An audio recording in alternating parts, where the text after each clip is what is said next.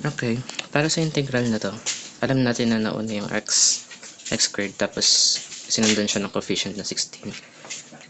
Constant pala na 16. So, gagamitin natin dito na trig function. Trig substitution ay second. So, dito, sa x second siya is equal to, una, titignan natin yung square root ng constant 16. So, 4 dito. Tapos yung constant ng coefficient ng x squared. So, 3 yan. Square root ng ganun. Itong 9. Sunod second, theta. Ngayon, titake natin yung derivative niyan kasi gusto natin palitan yung dx na operator. So, dito, dx, kapag ganito lang na may coefficient siya, product rule, pero coefficient lang naman yung 4/3, di ba? So, hindi mag-matter yung product rule dito. Kaya, 4/3 lang. Tapos, tignan natin yung derivative na second, which is second theta. Second theta. Don't forget yung operator natin na d theta. Tapos ngayon, pwede natin i-substitute lahat ng values. So dito, integral lang ng square root ng 9. Yung x papalitan natin na itong 4/3 second theta. So magiging siya, 4/3 second theta squared plus minus 16 pa rin. Tapos lalagay na natin itong dx natin. So ito ay 4/3 ngayon second theta and theta sa operator natin na d theta. Okay, sunod ay ayan, distribute natin itong ito muna i-evaluate natin itong radical. So itong radical ay ganito, copy natin yung 9, distribute natin yung exponent ng 2. So ito ay magiging 16, no? Ito 9, tapos ito second squared theta, tapos 16 pa din dito. Ngayon, ito magka-cancel tong 9. Tapos matitira 16. So, ito ay magiging na lang, 16 second squared theta minus 16. May common term siya na 16. So, pwede natin i-factor out yun. Gawin natin. 16 na to. Tapos, second squared theta minus 1. Ay, okay. Ngayon, pwede natin i-factor out yung 16. Magiging siya. Tapos, tandaan natin, itong second squared theta minus 1, meron siyang equivalent Pythagorean identity, yung tan squared theta. So, ito, copy na natin yung 4/3 second theta, tan, tapos d theta. I-bring down na natin siya. So, ito, labas ko na yung square root of 16, magiging 4 to, no? Tapos, second, ano ko na yung buong integral. Sorry. Bale, integral of 4 square root of, papalitan ko na itong pang Pythag, tan squared na siya, theta, tapos copy natin yung yung in terms of ipinalit natin dx, sec tan d theta. Okay, may coefficient siya na pwede natin ilabas. Tapos evaluate na natin tong tan squared theta sa loob para maging tan theta na siya. So ito 4 times 4/3 16. Ito natin siya lalagay sa labas kasi coefficient na naman siya. Sunod, tan theta. Ang next ay ito, matitira na lang sa loob ay tan theta tapos sec tan. Unahin natin yung para mas malinaw. Sec theta tapos tan theta. Dito, dito, merong similar na magta-times lang yung tan theta tapos tan theta. So, magiging tan squared theta lang siya. Copy natin. 16 pa rin to. Ayan. Tan squared theta tapos sec theta.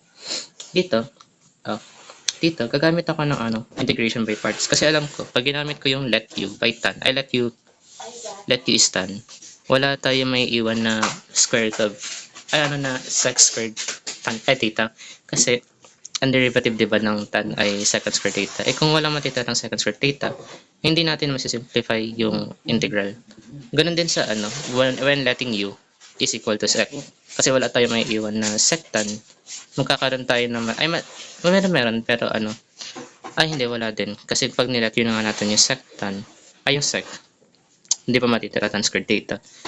Eh, kung kinuha mo yung phi tag na to, di ba, 1 minus second yun. Nawala na tayo ng tan. Kaya, nagamit tayo dito ng integration by parts.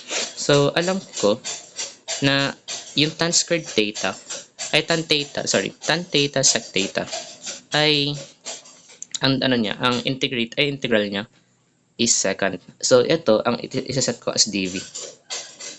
dv natin. Ang dv natin ay tan theta sec theta. Or kahit baligtad, okay lang yan. Tapos, theta. Tapos, ang integral na to ay sec lang. Sec theta. Wala na yung operator, hindi theta. So, natitira na lang. Kung tinanggal natin ng tan ng isang power, yung tan squared, matitira dito ay tan na lang. So, dito. Wala yan. Let u be, ang natira ay tan lang. Tan theta. Ang derivative ng tangent ay second squared theta. Okay. Du.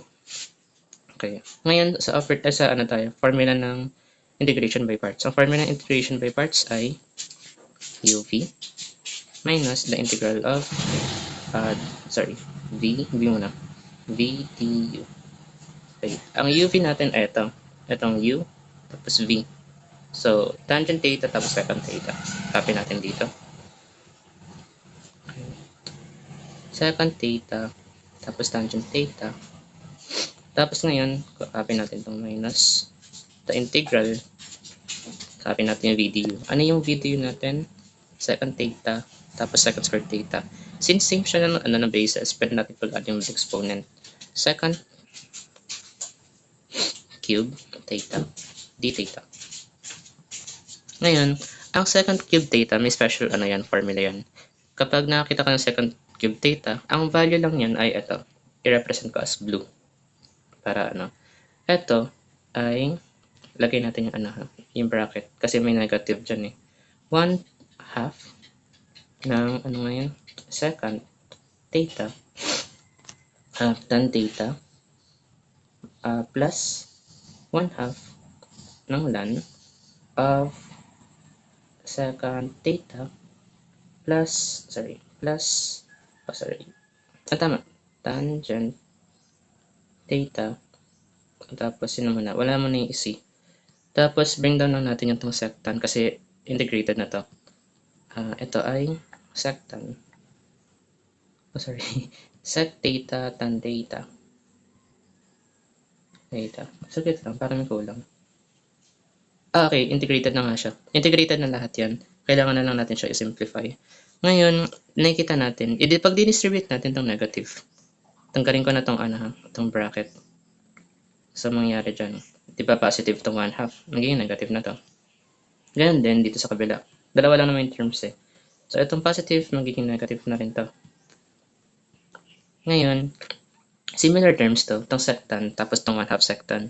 So, ito, di ba may invisible na 1? Itong 1 na to. Di ba pwede natin i-represent as 2? Kasi same lang yun sa 1. Ngayon, 2/2 minus 1/2, 1/2 lang yan. Ngayon, kakopy natin yan. 1/2 ng sectan. Yan. Tapos copy natin tong negative 1/2 ng ln of secant tan, plus tan. Okay, tangent theta. Okay, di pa tayo tapos. Ang gagawin naman natin dito, gagamit tayo ng right triangle para ma-represent natin yung trigonometric ratios natin. So dito, gagamit tayo ng triangle. Recall natin yung radical natin na ito. Itong, saan na yan? Itong 9x squared minus 16. Dito, copy natin siya para meron tayong guide. 9x squared minus 16. Gagamit tayo ng triangle. Okay. Baligtad. Gawin kong para mas, okay. Dito, yan. Ito yung theta natin. Gawin kong red yung Okay, dito, nakikita natin na negative, minus yung operation. Kung minus to, alam natin tong other leg, yung hypotenuse niya. So, ito. Take natin yung square root ng hypotenuse. So, ito ay 3x. Tapos, of course, itong 16, ito ang adjacent natin. Explain ko bakit. Ito yung 4. Square root ng 16 ay 4. Tapos, ang opposite kasi dapat sa sa ating theta, hindi siya dapat constant. Dapat may value siya. May ano siya. Either x o kaya yung ganito. Itong buong yan. So, kung ganun, ito na lang din naman ng titira. Ito yan. 9x squared minus 16. Kasi, kapag tinake natin yung ano nito, di ba, 3x squared, ay 3, pag squared mo ang 3x, di ba, 9x squared. Tapos kapag squared mo itong 4, di ba, 16 lang yun. Ito yung ano niya, para makuha mo siya by phi tag. Ngayon, tandaan natin, yung yung trigonometric ratios. Sa tangent, theta, alam natin na ito ay O over 8. Yan, sa ano naman, second, kabaligtaran lang siya ng cosine, ito ay H over A. Yan. Represent natin to. Ito ay opposite sa ating theta. Ito ay adjacent. Ito ay hypotenuse. Ngayon, teka, ang tan theta natin, di ba opposite over adjacent? Ito, tas ito. Opposite over adjacent, ito, 9x squared minus 16 all over 4. Dito naman, ano nga yung hypotenuse? 3x, no? 3x all over 4. Okay, may value na tayo ng tawag dyan, trigonometric ratios natin. Pwede na natin siyang i-direct na substitute dito sa sa ating, oh wait lang, may nakalimutan ako. Nakalimutan natin yung ating operator. Dito. Ay, operator yung ito. Kalimutan natin to. Times muna natin siya. Dito. Di pa naman to, too late. Yan. Yung 16 over 3. Kaya pala parang hindi familiar. So, bring down natin to dito. Solve natin muna. Ito ay 16 over 3. Ito 8 thirds, no? 8 thirds. Sec theta. Tan theta. Minus 1/2, no? So, same lang. 8 thirds to. Ln of second theta plus tan theta. Wow, teka. Tan yan. Tapos, ayan. Pwede na natin i-substitute yung ating trigonometric ratios. Yung tan theta, tapos sec theta, kasi may value na tayo doon. Ngayon, 8 thirds tayo dito ulit. May value na tayo ng second. Ito yun. Ito. So, 3x over 4. Ito yan, 3x over 4. Tapos, ang ating tangent, ayun, 9x squared. 9x squared minus 16 all over 4. Tapos, minus 8 thirds. Ang papalitan natin ay nasa loob ng ln. So, hindi rin siya masyadong gumatter.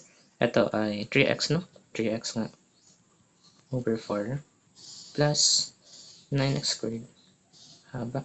X squared minus 16. 16 yan. All over 4. Ayan, tama. Pwede natin to i-combine mamaya. Pero wait lang. Ito, i-cancel lang natin yung mga ito magka-cancel to. Matitira 8 over 4. So, 4 times 4, di ba 16? So, 8 over 16 siya. Pag 8 over 16, alam natin yung 1/2 yun. So, matitira, ito ay x. Square root ng 9x squared minus 16. Taga, hindi masyadong clear. Yan, minus 16. All over 2 kasi 1/2. Yun lang natitira natin constant. Dito minus, copy lang natin yung 8 thirds. Tapos ln, ito lang, combine lang natin.